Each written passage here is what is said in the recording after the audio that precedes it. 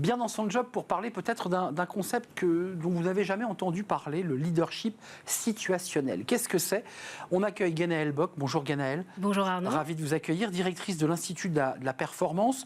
D'abord, on va revenir sur ce concept de leadership situationnel, mais d'abord sur votre parcours, parce que ce qui est intéressant, c'est que vous avez un parcours de quoi? D'ingénierie de la formation, de créatrice de programmes de formation, et vous avez été amené à vous tourner vers ce concept de leadership situationnel. Est-ce que je résume bien les choses? Oui, oui, tout à fait. En fait, ça fait 25 ans que je conçois, que j'anime, que je vends, que je développe des sujets de formation pour mes clients, dans des grands comptes ou dans des cabinets de conseil.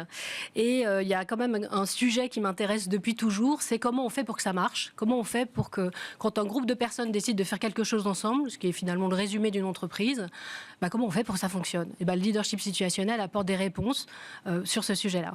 Éclairez-nous, parce que c'est un concept qui vient des États-Unis, oui, et qui a été créé par un chercheur, oui, qui s'appelle Blanchard. Oui, Ken Blanchard. Alors, c'est pas un concept très nouveau, ça date des années 70, donc on va pas dire que c'est de la révolution, mais il est particulièrement intéressant maintenant. D'abord parce qu'il s'est mis à jour régulièrement, bien sûr, depuis ce temps-là. Plusieurs ouvrages. Bien sûr, il y a le Manager Minute notamment. Maintenant, il y a le nouveau modèle de leadership situationnel qui est sorti. Pour vous donner une idée, il y a 20 millions de personnes aujourd'hui qui utilisent ce modèle dans le monde. Donc, c'est un modèle qui a fait ses preuves. Et pourquoi ça m'intéressait de parler de ce sujet-là aujourd'hui? C'est parce qu'en fait, il est pragmatique. C'est-à-dire que c'est un modèle, et c'est en ce sens qu'il est particulièrement actuel, il pose les bases d'une relation saine pour pouvoir collaborer ensemble. Diriger, entraîner, soutenir, déléguer, c'est le squelette de cet accompagnement. C'est quoi? C'est utile pour qui? Parce que là, on le voit sur cette petite animation, qui sont les 4 styles du leadership situationnel. On se dit que ça peut être très utile pour quoi? Pour des dirigeants de PME, pour des gens qui sont plus des techniciens que des managers, et qui ont besoin d'un outil, je dirais, un peu pratique. C'est effectivement un outil pratique qui vous permet très rapidement d'être efficace, et plus exactement dans le efficace, j'entends d'adapter votre style de management au niveau de compétences et d'engagement de votre collaborateur. Assez intuitivement, on se dit qu'on doit accompagner un nouveau qui vient d'arriver un peu différemment d'un ancien. Mais ce qui est intéressant dans ce modèle, c'est qu'en combinant les différents niveaux de compétences sur une tâche et les différents niveaux d'engagement et donc de mobilisation, de motivation d'un collaborateur, on arrive à différentes façons d'aborder chacun. Et c'est cette adaptation-là, en fait, et ce cadre qui est donné par ces 4 modèles, qui est intéressant à développer et à connaître pour éviter, on va dire, les grosses erreurs. Donc ça veut dire que c'est un cadre et un outil dont on va se l'approprier en combien de temps, cet outil? Parce que c'est vrai qu'il y a des chefs d'entreprise qui nous regardent, qui pour certains sont des ingénieurs éminents, qui sont des juristes éminents, mais qui globalement n'ont aucune connaissance pratique du management. En combien de temps ils peuvent acquérir ces outils? En fait, c'est des outils qui sont, et c'est pour ça qu'on les a choisis, très pragmatiques et très simples, encore une fois. Donc, en une demi-journée, si vous êtes briefé, vous pouvez les utiliser. Mais ça, j'ai envie de dire que ce sera un niveau de connaissance de ces outils. Donc, ils ont cet avantage d'être extrêmement simples à comprendre. Pour autant, c'est bien évidemment en les répétant et vous entraînant que vous serez vraiment à l'aise avec ces outils.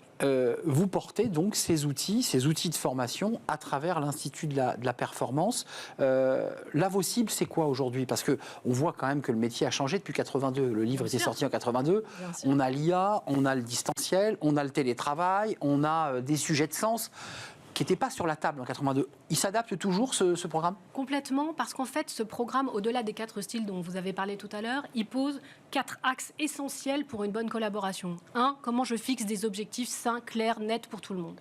2, comment j'encourage. 3, comment je fais du feedback. Et 4, comment je reste lucide, c'est-à-dire comment je me fixe sur les priorités que je vais devoir traiter avec mon collaborateur.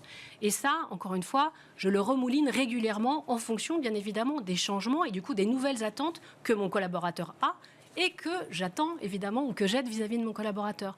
Donc on est vraiment sur, je pense, les fondements d'une collaboration extrêmement 2025, si je peux m'exprimer ainsi, parce que c'est une collaboration qui est sur le dialogue, qui est sur l'échange et sur la transparence. Et là, je crois qu'on est quand même sur des conditions, sur une bonne santé mentale au travail quand on a déjà ça. Oui, qui est un vrai gros sujet qui permet effectivement aux managers d'avoir les bons outils pour piloter, non pas ces logiciels, mais pour piloter les hommes, parce que c'est ça l'enjeu. Vous étiez d'accord avec moi quand je parlais des ingénieurs, des juristes, qui sont parfois des gens extrêmement brillants dans leur domaine respectif et qui globalement n'ont pas forcément les bons outils. C'est à eux que vous destinez cet outil? Oui, l'Institut de la performance s'adresse en particulier, je dirais, aux managers ou aux dirigeants plus exactement, qui n'ont pas tellement le temps ou qui sont dirigeants par la force des choses, parce que ce sont des experts, des avocats, des notaires, des professions libérales d'une manière générale, et qui, bien évidemment, ont un levier extrêmement stratégique sur leur expertise, mais qui, du coup, ont peu de temps à passer sur ces plans qui sont extrêmement nécessaires, que sont le management, la vente, la communication ou la gestion de l'énergie. Et vous leur dites aujourd'hui sur notre plateau, Guénaëlle, ne négligez pas ces outils de management, parce que c'est aussi ceux qui vont vous entourer et faire grandir votre entreprise. Il y a une dernière étude, il y a 70% des collaborateurs qui considèrent que la relation qu'ils ont avec leur manager est essentielle dans leur job.